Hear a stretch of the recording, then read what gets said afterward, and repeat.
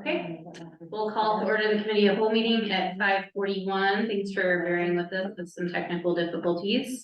So first up, the good of the order, council can also use your council reports to do anything that you want to tell council. Should we just get started since we started a little late? And then just review the regular meeting agenda. Is there anything, like, I don't think there was anything on the consent agenda council members have quick questions on that might result in you pulling it? Okay, so with that, we'll go to our first item with our city clerk, Don Botero, the presentation on updated fee schedule for public records request. Thank you, Mayor Pro Tem. Good evening, Council. John Botero, City Clerk. Sherry, would you mind sharing the presentation? If not, I can do it on my end. One moment, please. Thank you.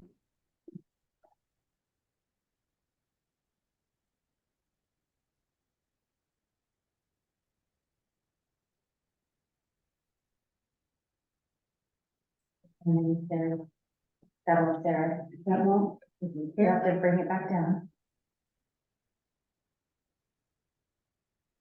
Take a day. And you're gonna go to share screen. Over big screen. That's what's there to do now.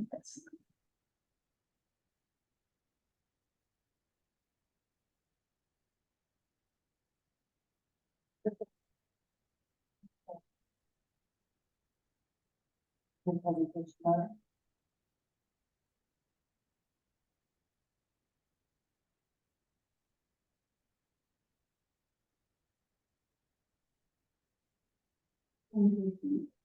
Forget what comes here. Is this one? Yeah.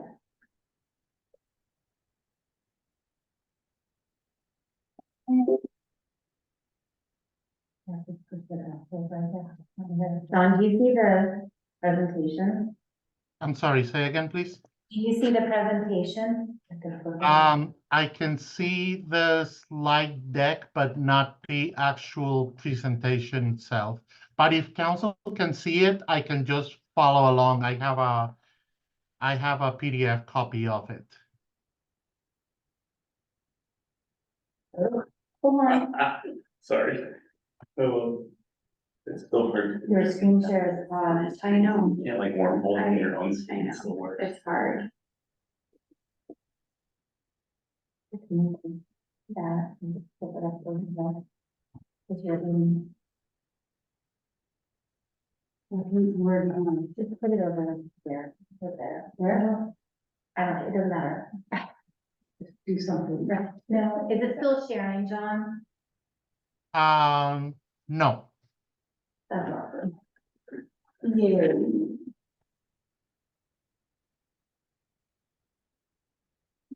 You have to share the screen again. Yeah, probably just right there. Yep. So, the Zoom right over there, go make it large so you can see the bottom. The square, up top, square. And then go down so you can see the, there. Not there. Okay, make that one small. Sorry, guys. That's okay. Make that I small. think it's The fine. presentation, it's gotta be behind there.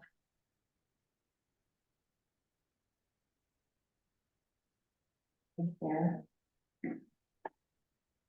And, Yeah, that'd be correct. yeah,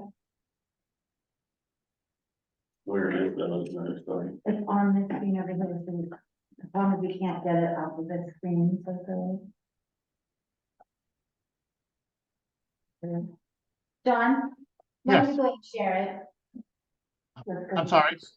Can you go ahead and share it from your computer? Sure.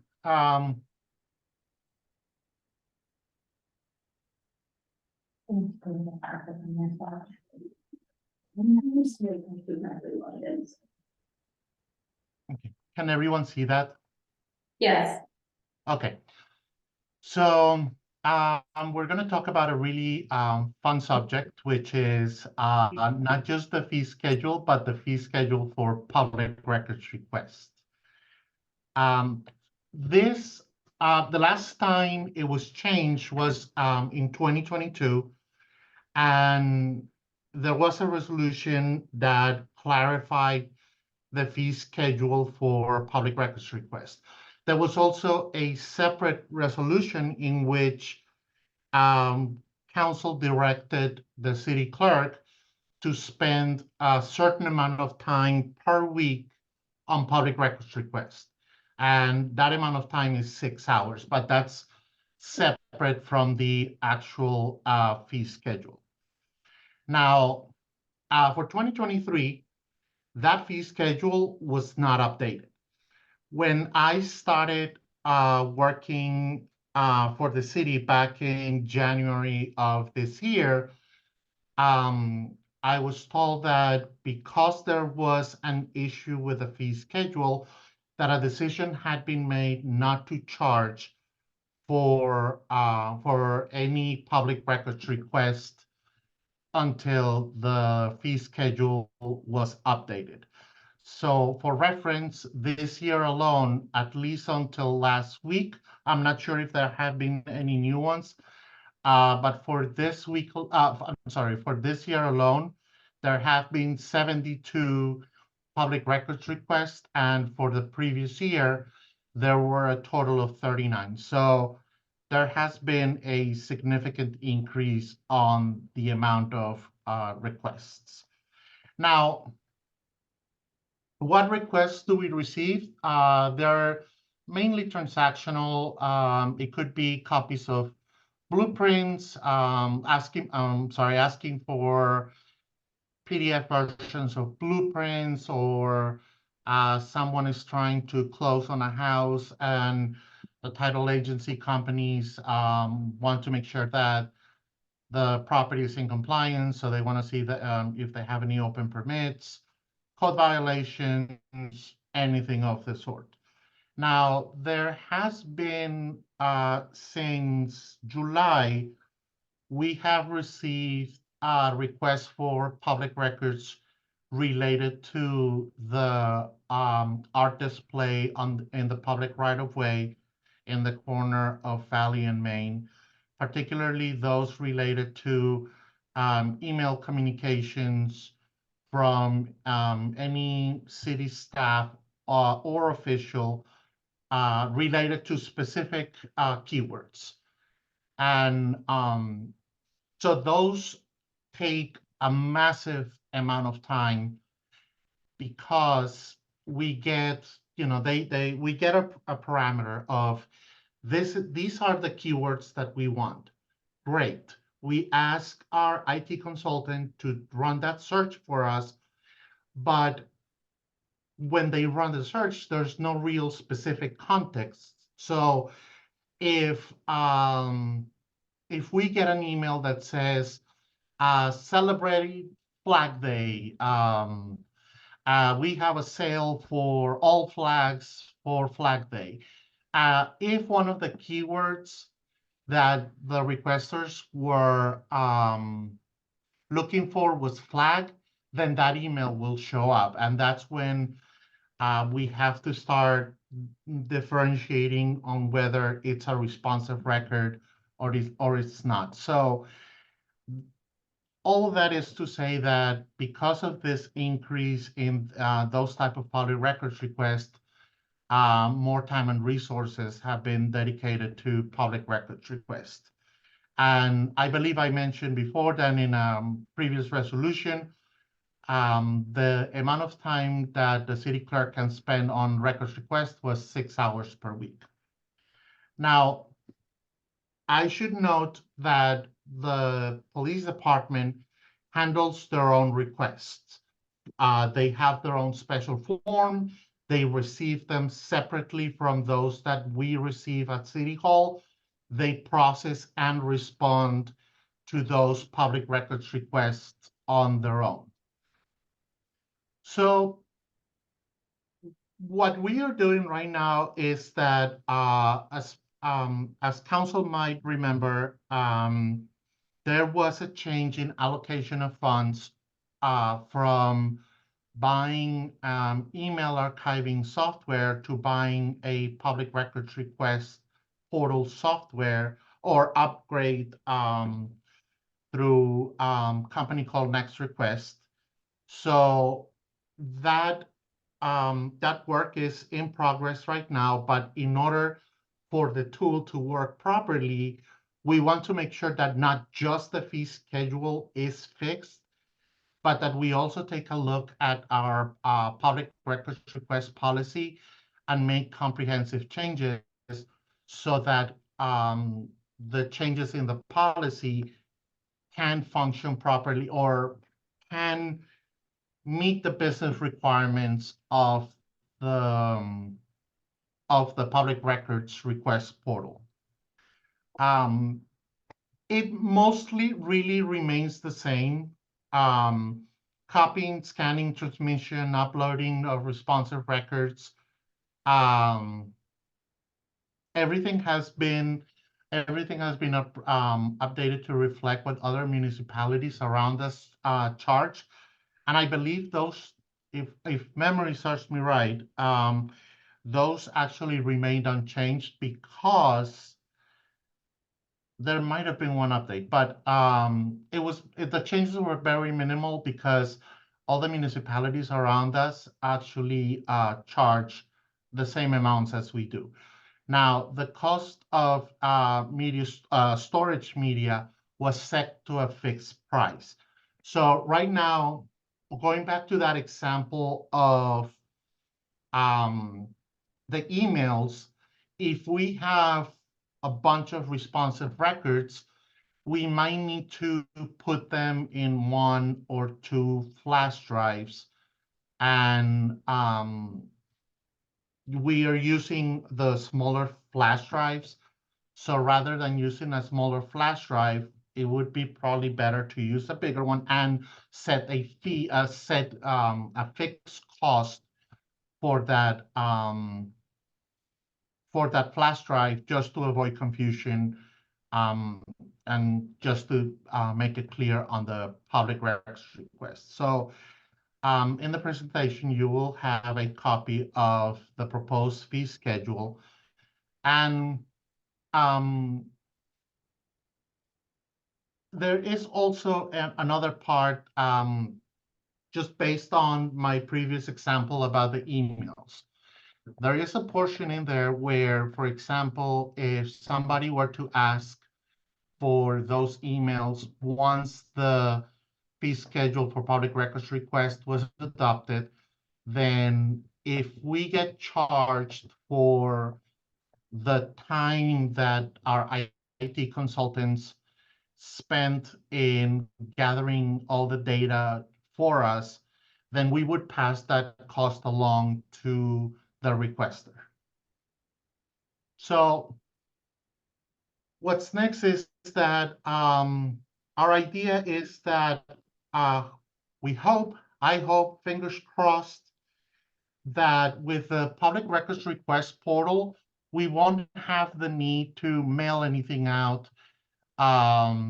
or have something on flash drives, that all the responsive records would be uploaded to the public records request portal, and that the requester can just upload them from there.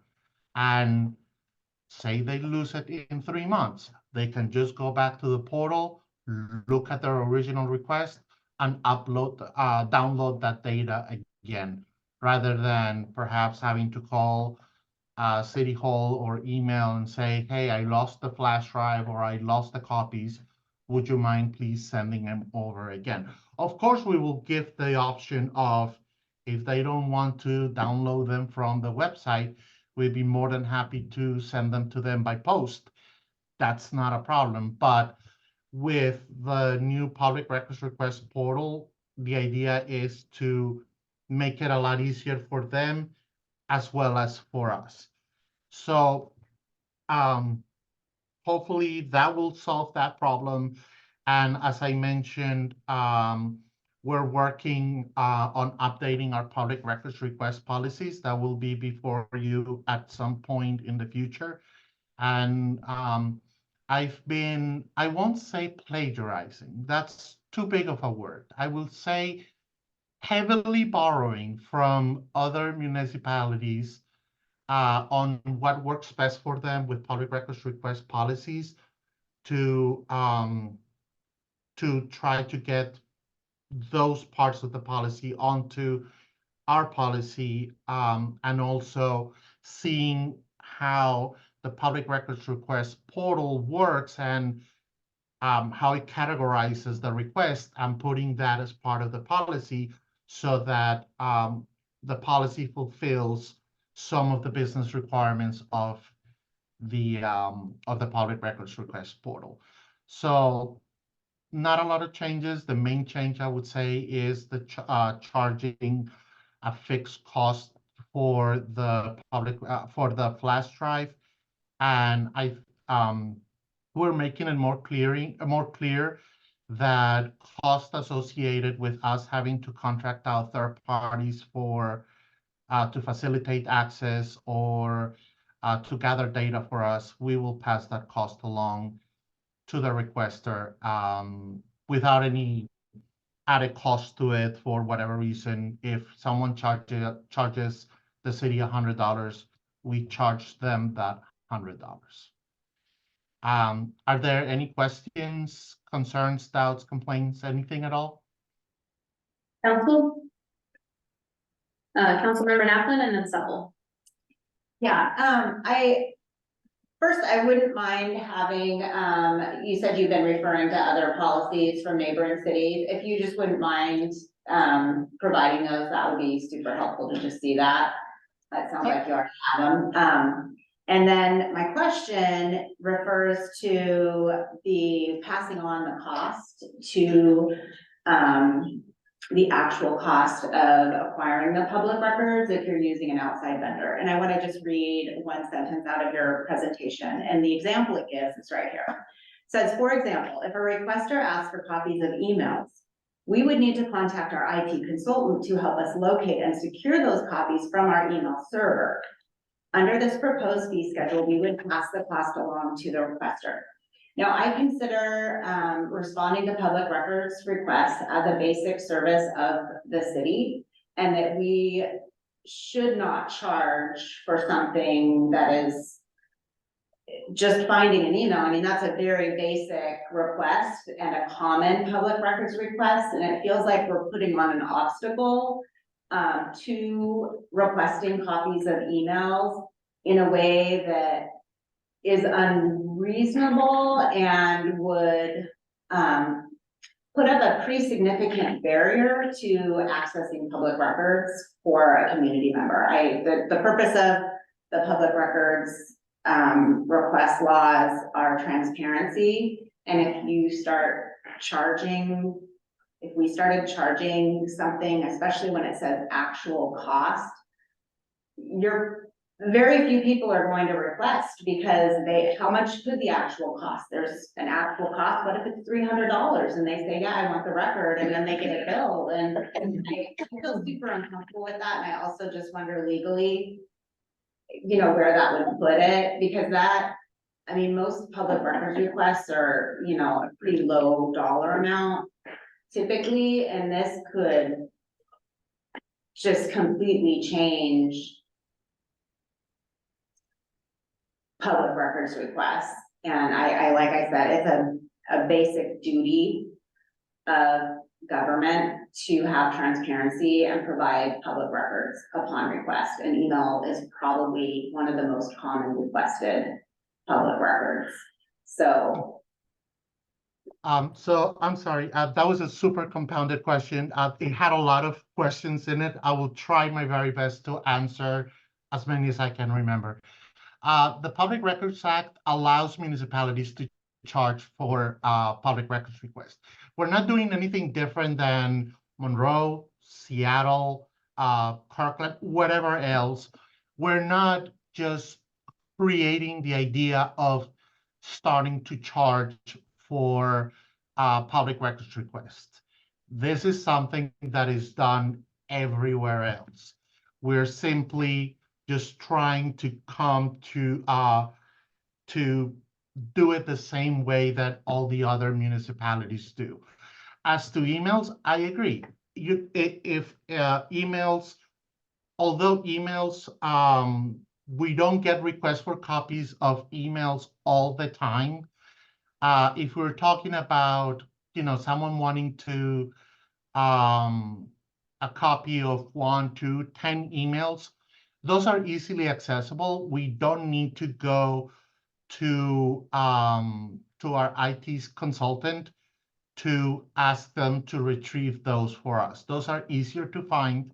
So it might just be a search on our email software and just passing moving those messages to a folder, and that's that.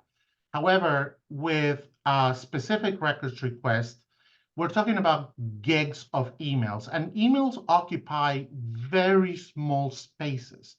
So if we're talking about gigabytes worth of emails, we're talking about a huge number of emails. Now, we are lucky that actually I found out later on that our IT consultant would not charge us extra for emails because it's part of their monthly service charge. But if we, for example, were to have to take 500 pages of blueprints to have them scanned, and there is a cost, a significant cost for it, then this public records request would allow for, rather than the city having to pay for that specific expenditure, then we can pass that along to the requester, which is in line with what every other city around Duvall does, at least the ones that I was able to research. So it's Don't not give an like we're actual, they don't give an actual dollar amount. They just say, hey, we'll hire a consultant and whatever it turns out to be, you're gonna get billed for it. Cause I totally agree with the schedule as we've had it, which is, a certain rate per page. There's, nominal costs that are defined ahead of time.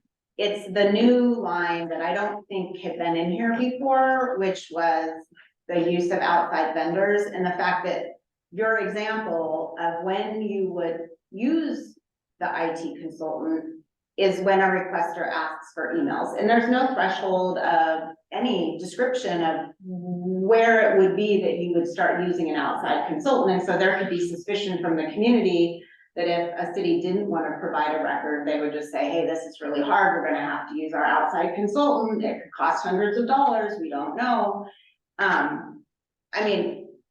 I think our city is honest and wants to do a good job, but I just think it creates a kind of a strange dynamic, and without very clearly defining what would be the threshold of when you start using a consultant and not just considering it a part of, basic city function. So I'll let our clerk respond and then we'll go to Yeah. the next council member.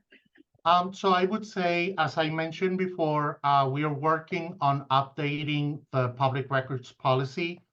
That is part of the public records policy, and the fee schedule would be attached to that public records policy. So the public records policy update is work in progress. It's not before council yet. It will be before council in the future, and it will address that part. Councilmember Supple? Oh, yeah, I was looking at the fee schedule. And under actual cost, it says outside vendors will be used for unusual formats or large quantities of printed material or data. But look at the paragraph next to it, the example. The example says if they requested an email. Well, And so that's my concern, because I think it would be, yeah. okay, so my other question is, for responsive pages, is it the policy of the city for the example you gave with the flag, to go through and sort through all of those emails and determine which one is applicable to the request? Or is it the policy just to any email that has say the word flag in it, just give it to the requester and have them sort through it and save us some time maybe. We would still have to go through every single email in case we would need to redact information and create a redaction list. Okay. It's standard practice to go through, if say the search pops up 10,000 emails, which to be honest, is not an exaggerated number to come up with. We would have to go through all the emails to make sure that there's no sensitive data that we cannot divulge to the as outlined in the Public Records Act. And that if there is information as such, that we redact that information and we create a redaction log for it. So we would still have to go through all those emails, even if they may not be responsive. We still have to go through all of them.